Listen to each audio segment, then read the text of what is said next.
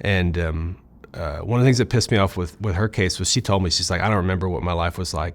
Like, I don't remember having a childhood.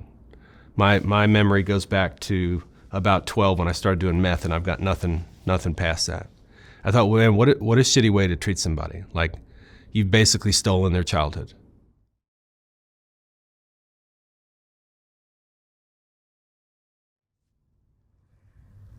All right, Jason. Jason, you work in law enforcement? I did. You did? I did. Yeah. How many years? I did almost 22. 22 years. Mm-hmm. Mm-hmm. And you worked in a field that was basically specializing in tell me about what you did. Yeah, so I the majority of my career was in I love patrol work. You know, I got into law enforcement because I like being outside, working with my hands, not sitting at a desk. And so I was a patrol officer or supervisor for about 15 years, worked nights most of that, and had gotten myself in the best shape of my life. Decided I wanted to try out for a SWAT supervisor position. I always thought like that would be the pinnacle of my career, you know, being on a tactical team. Didn't get it, wasn't upset about that. What I did get was a torn labrum, so I had my shoulder done twice, and I kind of said to myself, like, man, you know, everybody's staying 18 years old, but I'm getting older, so I need to do something different. So anyway, in 2014, they had the Crimes Against Children Unit supervisor position come open, and my joke is I put in for that. My department was so impressed with my abilities that they gave it to me, but I was also the only one that applied. So I got that position in 2014, and they gave me the keys to the machine, and like, it's just like, good luck, you know. I started, they had just gotten their 4th detective, so I had 4 detectives, and when I started, I was 6 when I retired. But I had no clue, like, what the hell I was doing, you know. I in my career as a cop, I thought I had figured everything out. Like, in 15 years, I thought I understood the world, and I thought I knew how things went. And what I learned very quickly just from working that position is, like, I was an idiot. I had no idea there's so much more to the world. And yeah, so I did that for like 9 years. What kind of cases were you covering? Physical abuse and sexual abuse of children. So mostly sexual abuse. I'd say about 75% of our caseload was sexual, and then physical abuse. And then I worked out of a children's advocacy center, which is wonderful. We were a real high functioning one, which was wonderful. But you know, I had 4 detectives when I started. We had an annual caseload of like 2,500 cases, you know, and they're all important. So it was unmanageable. And so as a supervisor, like, I didn't have to work cases, but I had to work cases because I had to. So I tried to work the stuff that was either, like, there wasn't a time crunch on, so I tried to work like cold cases or old cases. Let the detectives have stuff where kids were like actively being abused, but I worked a whole bunch of stuff. Just kind of learned by doing. So, what kind of things did you learn? The biggest thing is that I didn't understand, like, what I thought I understand, I don't. Like, the world seems so simple, and I think part of our problem is that, especially in any sort of professional capacity that deals with people like not in their good times, right? Doctors, EMTs, cops. Like, we like to compartmentalize and say that, like, you're either good or you're bad. And I ran into somebody one time that said this. I wish I could remember who it was, but they said, you know, everybody thinks it's black and white, and the problem is that we all live in the gray somehow. And anyway, I say all that to say I work those colder, older cases, so I usually talk to like older teenagers or adults who were reporting things that happened to them as kids. And so that taught me a lot because I talked to people who maybe they never reported, you know, and there's no statute in Texas. So they said, man, I'm going to come in and report. And I would find out how this impacted them in so many different ways. Like, I had one of the first cases I worked, I had I gotta be careful too, because like some I don't want to say things that are going to identify people. No, we're not going to do that. But like one of the first cases I worked, I had this gal. I think she was like 19 or 20. Her mom and her stepdad they're getting divorced, and she came in and wanted to report something that happened to her when she was much younger, like preteen younger. And she had actually outcried when she was a kiddo. And the detective that had originally investigated the case did a really good job, but back then if the kid came in and recanted, they just shelved it. And so that's what happened. So I pulled it back out. All right, help me understand. I said, here's the deal. You lied, right? You either lied about it happening or you lied about it not happening. I believe you when you say that you lied about it not happening, but help me explain to other people why. And like, I'll never forget what she said. She's like, I was going to interview with that detective again, and I walked into the bedroom and my mom was crying in the mirror. Because ever since I said what was happening, like everything fell apart. She said, my mom hated me, my brothers hated me, my school counselor hated me. And she said, so I went into that interview with the detective and I just said I lied and it didn't happen. And she said, everything went back to normal and he never touched me again. And so for me, that was a big learning point of like, wow, we don't think about stuff like that.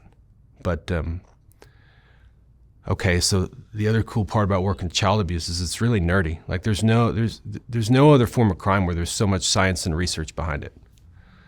Okay, so kids make outcry, like kids recant. That's normal, These cases are sexual abuse from a relative or friend, or they're sex trafficking, or what kind of stuff? Man, I worked all of that.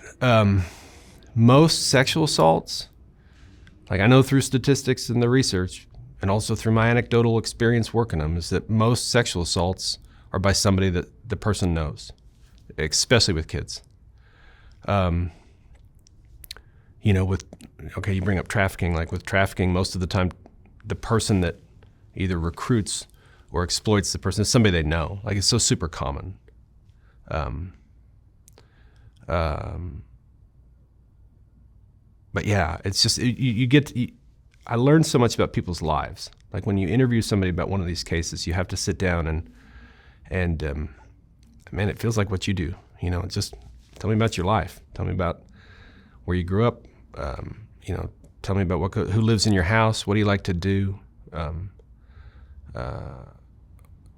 And you learn so much about people. And what I learned is that there's not like a switch. There's not an on-off that people just all of a sudden decide, oh, well, I'm gonna be bad. I'm gonna go out and get hooked on methamphetamine, or I'm gonna go out and start doing things. A lot of times, bad things happen because of a variety of reasons, and the solutions to those aren't so simple. So, are there any solutions that came to your mind when working on all these cases? I think, well, from a strictly law enforcement perspective, or just holistically? Holistically. Like holistically, just be decent. Yeah. But I mean, that sounds simple, right? I wish we could all just do that. But it's not. But just be decent. From a law enforcement perspective, it's different. I'm not trying to like bash any profession, especially the one that I was a part of, but most people don't want to believe about all this bad stuff that goes on in the world, right? I mean, I don't want to believe that there are people that are homeless. I don't want to believe that there are people who are in these horrible situations. I don't want to believe that there are kids that are getting abused. I don't want to believe that there are people that will take a teenage girl and turn her out and sex traffic her and make money off of that. And the ways that people exploit another human being are usually through vulnerabilities, right? So like drug use, mental illness, poverty. Those are complex problems. They don't happen overnight. And so the solutions are not simple. So as a human being, it's always easier for us to just say, well, I don't believe it. I don't believe that stuff happens. I don't believe what you're saying to me. I don't, because we don't want to. And, so like for my profession, I mean, it's always easier to just say, I don't believe it. And then if you do that, you have to go out and you still want to be productive. So what do? We create problems that we know how to deal with, that are fun, that are things that we might want to do. And so I'm not trying to be critical, but like that was the biggest eye opener for me, was like I thought I knew what I was doing and I thought I was solving problems. And in reality, I don't think I was solving anything, And now I've got these people in front of me that I say, man, this is a real problem. But I don't have the first clue what to do with it. And I can't do everything you need, And so that was a learning curve for me, was being able to say, I don't know. I don't know what the next step is. I'll help you figure it out. I'll try and be part of the solution and not the problem. I'm going to talk to all the other people that I know that are good people and see how we can figure this out. Sometimes that worked out. A lot of times it didn't, But were there common denominators in all these cases? Yes and no.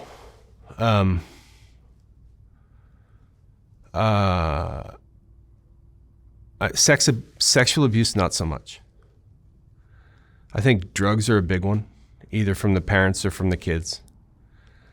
Physical abuse, yes, right? Like we worked a lot of abusive head traumas.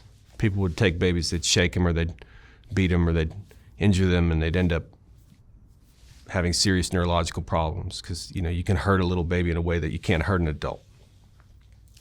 I don't think any of them were just terrible people. I don't think, with the majority of those, I don't think woke up that day and said, man, I'm going to go injure this kiddo in a way that's going to put them in a wheelchair for the rest of their life.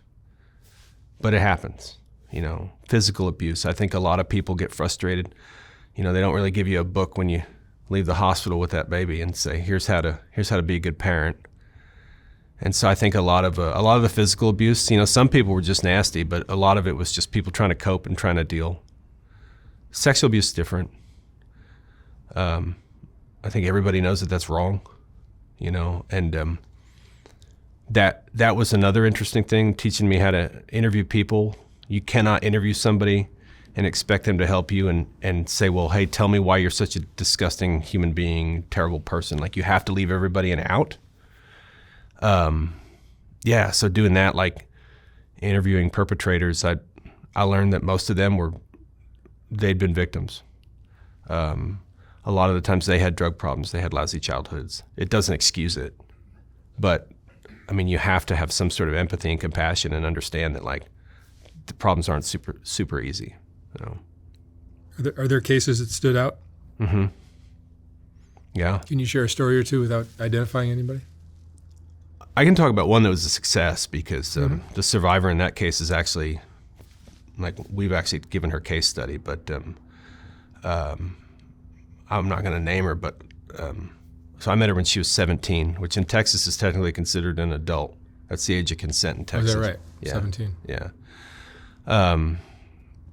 But she came in and reported, the report came through from a patrol officer that her basically cousin had been having sex with her and giving her methamphetamine from when she was like 12 years old. And I ended up working that. I learned a lot from her. Her and several others that I'd been working at the time, but her. So like I interviewed her, she's a hot mess. I'm pretty sure I think she was sober the first time I interviewed her. But she came in and it was tough to say, like, I don't care. I don't care that you're an addict. I don't care that your life is all messed up. I'm more focused on what the people did to you. But like, her abuser had started giving her methamphetamine when she was like 12, 13. I mean, I started smoking cigarettes when I was 12, 13. I still use tobacco, like I can't imagine how hard it is to quit a drug as powerful as meth. So I'm not going to try and pretend to do it. So anyway, one of the things that stuck out about her case is like, whenever I would interview teenagers or kids, I would always ask them the questions that you ask any kid, like, what do you want to be when you grow up? Tell me about your favorite things in school. What was life like before all this stuff started happening? And one of the things that pissed me off with her case was she told me, she's like, I don't remember what my life was like. Like, I don't remember having a childhood.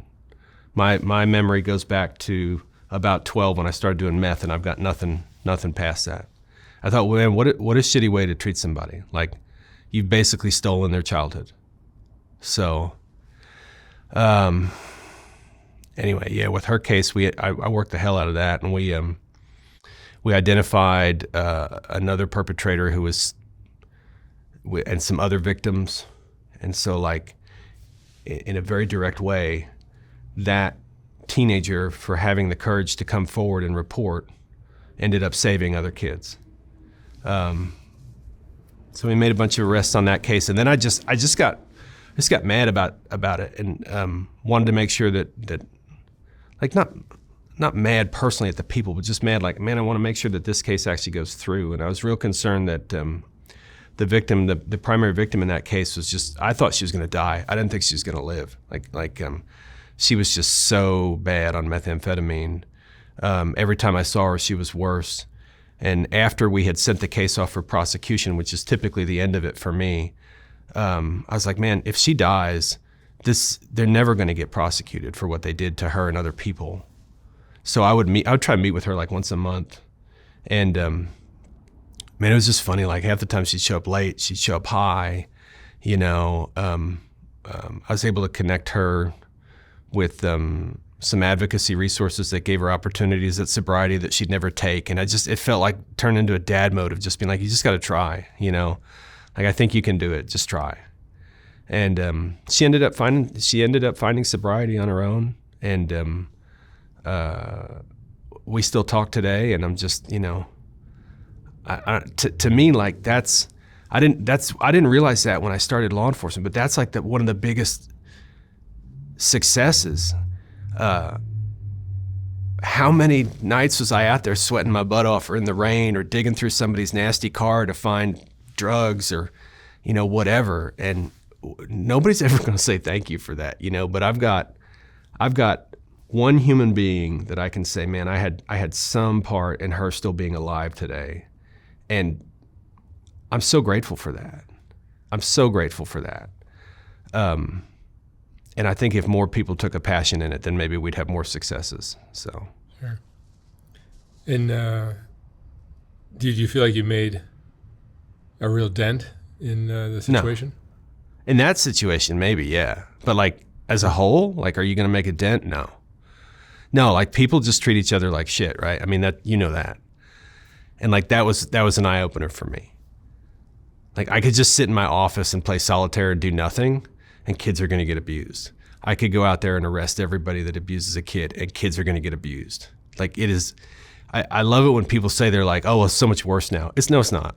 No, it's not. We just have the internet to tell us when it happens, you know. But when we were kids, I mean, you knew that you don't go by that guy's house, or, you know, you don't talk to that person. So no, you're not going to change it. It's the same with drugs, you know. Like, I don't think you're going to, if you go out there and arrest everybody who's got drugs, like, and you're not going to stop drugs. People are going to do them. So anyway, that's for me just like the mentality of, okay, if I've only got so much life, if I've only got so much energy, if I've only got so much resources, let me try and devote it to something that, and maybe I'll make a difference in one person's life. One person, you know, that's all you need to do. But most of the time you're going to fail. Most of the time you're going to fail no matter what you do. So try and do the thing that has the most potential for impacting somebody. So it's not just a drug problem, it's a mental health problem that gets complicated with the drugs. Oh yeah. Yeah, like where I live at. Like, we've got a guy that's schizophrenic. And I mean, I don't know directly, but I'm gonna guess he's pretty untreated, right? You know, he's always walking around. He drinks a lot. Probably self-medicating with. Yeah, he's self-medicating, and I you know, when I talk to other people, they're like, well, he's always drunk, you know, or he's just a problem, and I'm like, man, if I can't imagine what's going on in that man's head, you know, like if that was going on with me, I'd be drunk all the time too. You know, so if somebody was hurting me and abusing me, like, it's not crazy to think that, man, you're going to try and cope with that in some way, and not everybody has resources to do those effectively. So there's a lot less good people in the world than we think.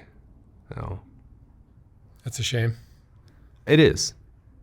But that's what I go back to. That's what your original question, right? Like, just be decent. It costs nothing to be decent. Your conscience is a lot clearer. Maybe. I don't know. Your karma's better.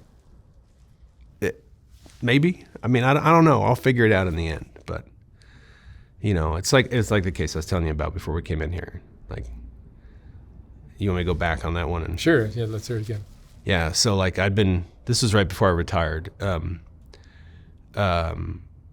worked the streets for 15 years, Mark. So like once I got off of them, I was happy to be in an office. It's air conditioned, it's heated. I didn't have a window, so I didn't know if it was raining or clear outside. But anyway, so I didn't run out. I didn't try and run out. But I got a call that they wanted us to do an interview of a kid in an emergency, and there was this mom had gone down to one of our parks and reported that her 2-year-old went missing when she was in the bathroom. And like in this way, I thought, man, this is an amazing response by everybody in emergency services, because I got down there, I didn't realize they'd been out there for like 4 hours, and they had done everything to try and find this little boy. Like they had dogs out, they had drugged the river, they had anybody with a badge or a car or a radio was out there looking for this kid. And after that long, it's like, okay, something doesn't add up. I just kind of started digging and just listening, and it was clear that she was lying. And she had been interviewing with DFPS, and the family found out, like they figured out that she was lying about something, and they turned on her. And I just told her, I said, hey, like, you want to go back to my office and talk? And so took her back to my office and talked to her, I think that night for about 4 hours. And I knew she was lying. There's no other alternative than that boy is dead. Like I didn't know that for sure at that point, but I knew it. And but at the same time too, I don't know. Let me find out about you. And in the time I talked to her, like I learned that this woman had a shitty life, like really bad. She'd been the victim of some terrible things. What did that lead to? That led to a meth addiction. What did the meth addiction lead to? That led to prison, And then issues came up when she got out of prison. But we talked for like 4 hours that night, and I told her, I said, I know you're lying, and I know you want to do the right thing. I think you're at heart a good person. So I haven't treated you bad. I haven't treated you like shit. Like when you want to tell me the truth, here's my number. Call me. I will not treat you like garbage. And I went home, got a couple hours sleep. My phone had been ringing off the hook. The next morning, it was maybe like 8 o'clock. Her brother called me screaming. He's like, she confessed. You need to get down here. And it's the only time I ever ran license sirens in my detective car. And because I wanted to get there before they told me that she was going to try and leave. And I got there and I told her, I said, hey, what's going on? She said, I had to tell my family first. Okay, I respect that, I said, does that mean that he's dead? She said, yeah. I said, all right. And the family had torn off in the car, and I said, where are they going? She said, they're going to find him. I said, they know where he's at? She said, not really. I said, well, then you need to take me to him before they find him, And it was surreal, man. Like I loaded her up in the car, called one of my guys, told him where we were going to meet us over there, and she took me to a dumpster behind a church. It was 8 o'clock in the morning-ish. Like nobody's out and about. And I'll never forget it. But she's like, he's in there. And we're pulling trash bags out. And she's screaming in the car. She's like, you gotta, I don't want to be here. You gotta move me. I don't want to see this. You gotta move me. And I don't, like to this day, I don't know why I did, but I got in the car and I moved it forward because I was like, she doesn't need to see this. She put him in there. I don't know why I was like, she didn't need to see this. So anyway, we pulled out all the bags and then we started just tearing them open. One trash is all trash. Then I grabbed one bag, And like, I didn't recognize it then, I know now, but like as soon as I put my hands on that bag, I knew there was a dead little boy inside. But I start tearing, and I think I went through 6 bags. I think the autopsy, the ME's report came back that he had been in 12. And I stopped at like 6, and it was like, I know what's in here. You know, I'm like, I don't need to see anymore. I don't want to damage anything, but I know what's in here. And I will never forget that feeling of like, I put my hand on that little boy's head, and I was just overcome, because like, if you've been a parent, you know that feeling of when you tuck your kids in, or when you hold them, or when you hug them, and like just how your whole hand fits around the back of their head. And in that moment, like I felt my kiddos, and it messed me up big time. And yeah, a million people show up, and I ended up taking her back to the office and interviewing her with another detective for like another 3 hours. And I mean, she basically confessed. Like, not many people in these types of crimes confess. They give admissions. There's a difference between an admission and a confession. Very few people are going to come out and say, yeah, I did this horrible thing, but they'll say, yeah, I did. There's no way that I couldn't have done it, you know? So anyway, it was a mess. Took her to jail, and the phones were ringing off the hook, and not one of my favorite memories. Yeah, it's a horrible story. I think part of the problem too is like, they're in emergency services, like we create victimization, right? Because like, and I'm not trying to be jaded, but man, like I teach cops now. I associate with cops. I'm on all the social media groups, you know, and I see so many people that are like, well, people don't understand what it's like. They don't see their dead babies, you know? And I'm like, I did nothing but child abuse for 9 years. I pulled one dead kid out of a dumpster. It fucked me up. Like, big time. I don't think that most of these people are experiencing that stuff, but they're, for whatever reason, putting all of that victimization on themselves when you don't have to. Like, just be glad. Just be glad that you're not in the situation that person is. So. Did you develop compassion fatigue or anything like that? Seeing so much trauma?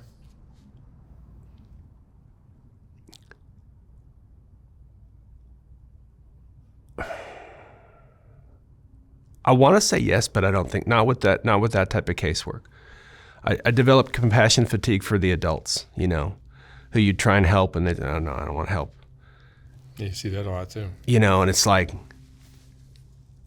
I'm not saying that's right, but that's the problem with I think for people that work like with persons crimes, work with people, is like, you need to set yourself an exit, because the people that do these types of jobs, they do it because they're good people. Like, I think most cops, most EMTs, most firefighters, like, they're good people, but they get so jaded at the fact that our system is broken and there's very little that they can actually do to help. And so they put up this wall, you know? Like, for me, holding that little boy's head, what I was so filled with emotion about was like, there's all of, like, there were so many different levels that should have intervened, and that should have never happened with him. And every system that was meant to make sure that this little boy didn't get beaten to death and put in a dumpster failed. And like, I felt guilty about that. But so anyway, to go back to your question, like, that's where I think you have to set an exit date. You cannot care about everybody. You should care about everybody that you can that's in front of you, and then you say, at this point, I'm going to stop, and I'm going to go do something else. Because otherwise, you're putting all of this emotional baggage on you. And if you don't deal with it in an effective way, you're going to deal with it in a bad way. And not dealing with it is a bad way. You know, for me, I had some friends that were advocated a lot for therapy. that story that I just told you about baby Frankie, like I could not have talked about that without breaking out and crying a year ago. And it took some really good therapy to get me to change the way my brain thought, to where I could share that. And I think if more people did that, like that'd be super helpful. But not everybody has that option. So then what do? We go to drugs, we go to alcohol, we go to sex, we go to whatever. Right. Jason, let me ask you one last question. What would you say is the most important thing you've learned after doing this kind of work? I think very few people are born bad. I think we're all the product of our environment. We're all the product of our upbringing. We're all the product of our childhoods. And I think there's very few people out there that are just natural pieces of shit, I think the drugs really rewire your brain and make things that seem evil. It makes it like something you can do with a clear conscience. You have to be able to look at somebody and see some value in everyone. Yeah. But if they weren't on drugs, they'd probably be more of a stand-up citizen. Yeah. Yeah. The drugs really change people. I see it with your interviews, and it's what I saw when I was interviewing people. It's like, okay, you've done a horrible thing or you've had horrible things happen to you, but you still have this story. You're still a person inside. And I think if there's one thing, like just understand that, man, there is a decent human being probably inside almost everybody. And if you can find that, if you can take yourself to that person's level, meet them at their level, whatever that is for you, then you can look differently at the world. Beautiful. All right, Jason Lundquist, thank you so much for sharing your story. Thanks. I wish you lots of luck. Thanks, man. You're clear of all this trauma. Yeah. Thank you. When I was designing the first Soft White Underbelly book, I realized that there were so many great portraits that weren't going to make it into that book. They just wouldn't fit. And once I saw how well that first book sold, I knew I'd have to design a second book. This second book is finally ready to ship. Like the first one, this book has a collection of some of the best portraits from Soft White Underbelly, accompanied by a quote from that person's interview. This book features another group of Rebecca portraits, as well as a collection of color images of the Whitaker family, and plenty of others. You can order yours for $125 or $150 for a signed copy at softwhiteunderbelly.org. Again, like the first book, once this book is sold out, I will not be printing more of them. The portraits are what Soft White Underbelly is all about, and these two books contain the best of all that work. Thank you for watching.